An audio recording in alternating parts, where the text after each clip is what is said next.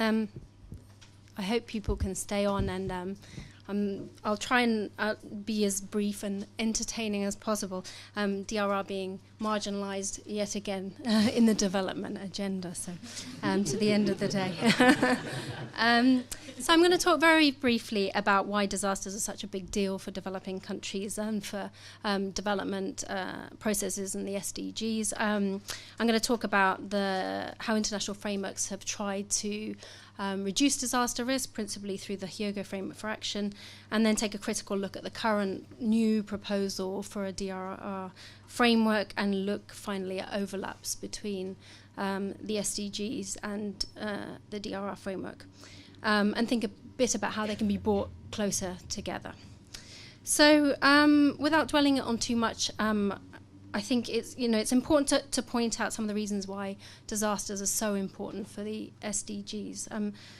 The causal links, disasters, climate change and development, the poorest and most marginalised are disproportionately affected by disasters, and disasters exacerbate vulnerabilities and social inequalities. And I just wanted to show you a graph from a paper that we've been working on, which hasn't come out yet, but hopefully it's okay for me to use it, which shows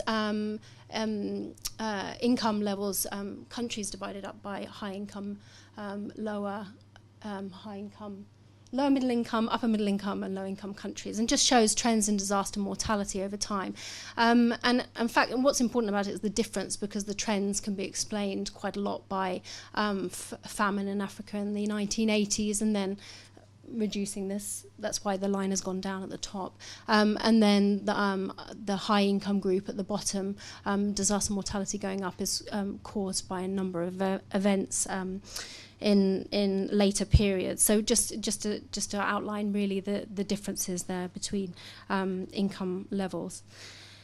Disasters have a disproportionate effect on the poor and vulnerable, and development is increasing exposure, and I think that's really a really important point. Exposure is the principal determinant of disaster loss, not susceptibility, vulnerability, or the type of hazard that's faced, and that was a finding of the SREX report. So we need to do something about the location and quality of housing and infrastructure and where people are living. Disasters disrupt economic activity, and this can be for long periods of time in developing countries where recovery is slower, and the cost of rehabilitation diverts resources away from more productive investments. Disasters are also a major driver of impoverishment, and this is something else that we're looking at. The suggestion is that disasters, depending on the characteristic of the hazard, slow onset, rapid onset, resilience levels, and so on. But it appears that droughts and extreme rainfall and vulnerability are the hazards that most correlate with increases in poverty, so people moving into poverty. So that's an interesting finding of work that we're currently doing. So the Hyogo Framework for Action to 2005 to 2015, that's just a kind of what the framework looks like. You don't need to look at it in any detail. Basically focuses on 5 priorities for action. It focuses on policy and prioritization of DRR, risk analysis, understanding risk, education, building education and awareness, reducing the underlying risk drivers, and this is the really tricky one and the one that links the most to the SDGs really, and preparedness, being prepared and ready to act. So those are the 5 focus areas for HFA, and we're coming to the end of the HFA now. There's going to be a new disaster risk reduction framework next year. So the question is, what's it achieved and what else needs to be done? So where it's done really well has been on raising awareness generally of the causes and consequences of disaster. And also I think the types of institutions that are needed at a minimum to start reducing disaster impacts. There's been enhanced political commitment, and lots of governments, sort of 168 governments signed up to the HFA, and all have been doing things to help implement it, and that includes establishing new organisational structures and systems for reducing risk that involve broader groups of stakeholders. So before it would have been emergency planners, and now we have quite often national DRR boards and other kinds of arrangements to include civil society. Legislative reform as well, too many countries to mention really that have now have DRR legislation.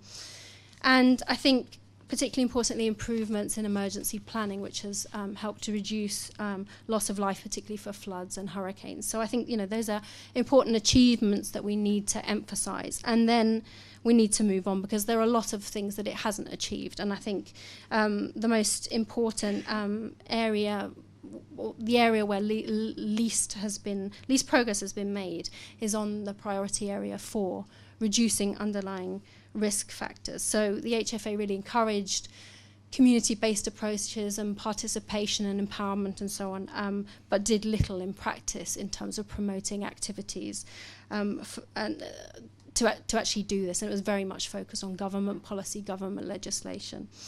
And I think this is because, and I'll come on to this in more detail, that DRR continues to be separated from broader development goals and strategies. Another gap is on kind of between national policy and local action as well, so some bold statements at the national level, good-looking kind of legislation and plans and things, but little understanding of the incentive, the constraints and incentives at the local level for actually implementing DRR. So what local governments are able to do and want to do to reduce risk. Very little is said about that in the HFA. The other really important one is about weak accountability. So governments self-report on implementation, when and how and where they do that is kind of up to them, and the quality of data is generally quite low. Therefore, the measurements are focused on outputs and not outcomes, really, and are not objectively verified or triangulated. So kind of lots of issues around sort of really finding out what's happened and what the impact of some of these reforms have been. We now have a kind of first glimpse of the new post-2015 framework for DRR. We have a pre-zero draft that's been produced by the Finnish co-chairs of the Bureau overseeing the process. And this is the basis of the negotiating documents. So it's kind of almost a stage behind the SDGs, even though the agreement will be much sooner in March 2015. So if all goes to plan, the agreement will be in March at the next World Conference on Disaster Risk Reduction to be held in Sendai in Japan. Now it's worth noting that the previous 2 World Conferences on disaster reduction have also been held in Japan as well. And the Japanese are very interested in this process and are having a kind of a key role here, with some consequences, I would say, for what's included and what isn't. Needless to say, there's been a lot of criticism already around how the process is being managed by the UN agency, the International Secretariat for Disaster Reduction, and what's in the draft. And ODI and CDKN have just put together a review of this pre-zero draft, and I would encourage you to have a look at it, and it's called Ambitious or Coherent, Reviewing the Pre-Zero Draft of the Post-2015 Framework for Disaster Risk Reduction. And that's on the CDKN website, I think. I won't go into the whole review because we've looked at sort of the draft and related it to kind of previous work we've been doing, thinking about what the HFA did and didn't do. But I think the important areas to focus on are how climate change is considered in the pre-zero draft, and while it's mentioned in referring to risk drivers and mainstreaming and the need for mutual reinforcement across frameworks, there's actually very little detail on the links to climate change agreements. So except for a brief mention of the Cancun adaptation framework, loss and damage, the Warsaw mechanism, are not really mentioned. And the sense is that the co-chairs may be scared of political cross-contamination, avoiding discussions of attribution and so on. There's also very little detail on how climate change is altering climate extremes, which is surprising considering kind of the level of knowledge there is now around that. Nor is there any statement on how on limiting climate change to 2 degrees to avoid the most dangerous impacts. So there's not really anything said about mitigation in the pre-zero draft. And we feel that the post-2015 DRR agreement can't duck this issue, can't avoid this issue, and whatever the politics, because of what's at stake. So a lot more detail is needed on the links with climate change. The pre-zero draft also talk a little bit about monitoring and accountability, and it does acknowledge the need for improved monitoring. But there's very little detail on who should be involved or how accountability might emerge. And this is obviously tough political territory for a non-binding agreement. But many states saw this as a weakness of HFA and felt this was something that needed to be overcome. So we think that at a minimum the draft should spell out how targets and indicators and monitoring systems will align with the SDGs and use the same kind of language and timeframes and reporting mechanisms. So I'll talk a little bit more about the overlaps between the two frameworks and why they need to be so closely linked, and where we see there could be much more close alignment. In terms of tackling underlying risks, both SDG and DRR frameworks are concerned with tackling the social and economic and political environmental issues that put people at risk and constrain development. So they both have a focus on the poor, they both have a focus on power structures and on progress, and I think these are issues that can be pulled together across them. There are trade-offs between development and risk reduction, and these need to be carefully managed to ensure that development doesn't exacerbate risk and vulnerability, but also that reducing disaster risk doesn't compromise development. So the only way you can really address these trade-offs is if these mechanisms speak to each other, and the targets and indicators in each of them are speak to that. We need to maximise financing as well for both frameworks, so interventions. They have a set of goals that overlap, so I think all the kind of financing mechanisms to support them need to be aware of that and avoid duplication. There are also some political opportunities, and I think that disasters can somehow be used as an entry point for bringing a set of post-2015 international processes together, so SDGs and climate change and the DRR framework and the World Humanitarian Summit, all with agreements due next year, kind of disasters, DRR, is embedded in all of them. It also offers a route for addressing loss and damage and promoting adaptation, and I think that it's been underutilised for that purpose. DRR needs to tap into financial resources that are available, like the Green Climate Fund, and I think also this is quite important, something we haven't really spoken about today, that efforts to promote resilience in fragile and conflict-affected states need to be harmonised to avoid greater concentration of losses in the future. And I think finally, the World Conference on Disaster Reduction will take place in March next year, before the other major agreements. So in some ways we could sort of use it as a test case for what can be achieved and how ambitious we can be on targets and accountability. So I think there are lots of issues to consider on bringing these two together around sharing language, monitoring and accountability, shared financial commitments, shared science and technical facilities. I could go on and on. I was going to talk a bit about indicators and where the overlaps are, but I think as we've run out of time, that I'll leave it there. Thank you. Emily, thank you very much, and that was really important, actually, important segment of what we've learned today. Alison has to get home, but thank you very much indeed for your inputs today, Alison. It has been a rich set of perspectives from government, civil society, science and think tank. I'm going to be struggling to pull that into a coherent narrative to wrap up.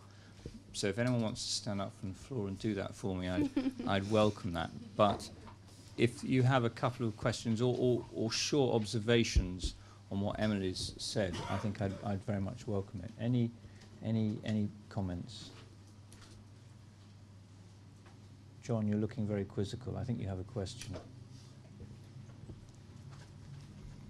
People want to chat and go home and have a drink. I think all those options are available in a minute, so I will be very quick.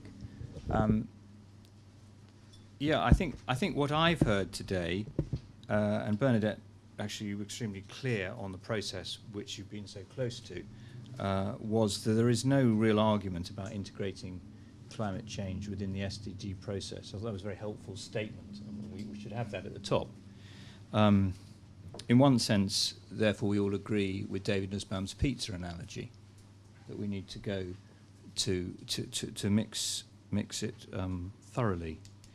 But there's evidently a risk as a move from 17 to fewer goals happens. We haven't discussed whether we actually think politically 17 is acceptable, but I think Mel was pretty clear in implying that, at least from the UK government's point of view, that 17 goals and 169 targets wasn't the way to go. And I think I would certainly support that as a difficult sell to a leader.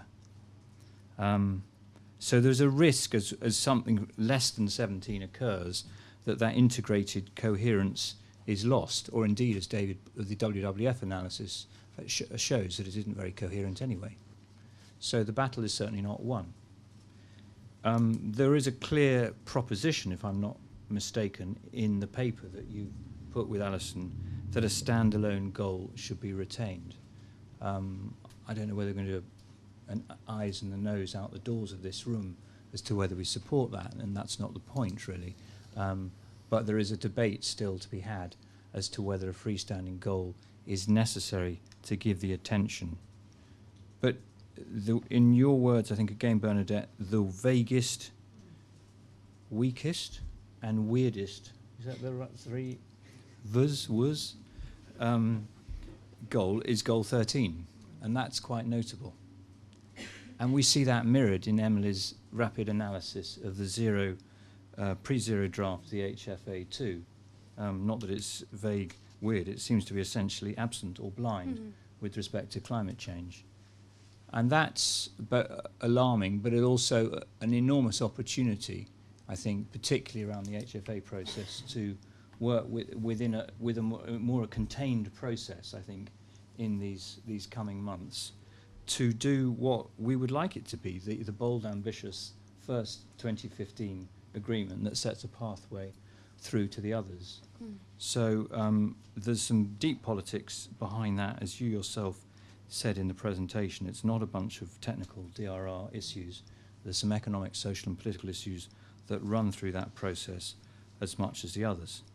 And as Kit has rightly reminded us, this is essentially a political economy issue that all these agreements are dealing with, at whatever level we're dealing with them. As we heard from Colombia and Kenya, that requires very strong leadership, and that may be at national level, as we've heard from the new leadership in Colombia, but also community engagement is critical. And in Carl's words, the domestication of the SDG agenda seems to be a challenge. So if a few countries can really say this matters to us, we want to test this economically, we want to test this technically, we want to test this in terms of our DRR mechanisms, then it can start to make sense. So I think there's a really interesting issue for us as CDKN, as ODI, and as our own organisations here today, is to what is the message that we want to take to the Ban Ki-moon summit in a very short period of time on this. But I did hear something very much about the roles that we can play to link this between these international processes and the national agendas. And if we can try and bring that to life, whether it's through economic case studies in Uganda or through understanding the politics of the processes from Colombia to Kenya, I would wonder whether that might be a contribution that we can make. So I don't really have anything more to add than that, but it has been a rich dialogue, and I think if there are bits that you were less familiar with, that's helpful, that you're more aware of the other parts now. And I think it's been a real privilege to hear from those who come at it from different disciplines, as it were, from the more of the NGO advocacy perspective, and from the science and IPCC perspective, and those involved in policy processes and at multiple levels. So thank you very much for everyone's participation. I don't know if there's anybody still online, Rob, but if they are, they're wonderful people for hanging on in there. So thank you also to all of you who've listened, and thank you for some of your questions which we've attempted to answer. Thank you especially to the panellists. So I think it's a shared set of interests and goals, so hopefully this is a conversation we will continue. So do talk to those who you don't know and whose cards and addresses you need to follow up with, and you're welcome to stay for a bit longer to socialise. So thank you very much to our panel.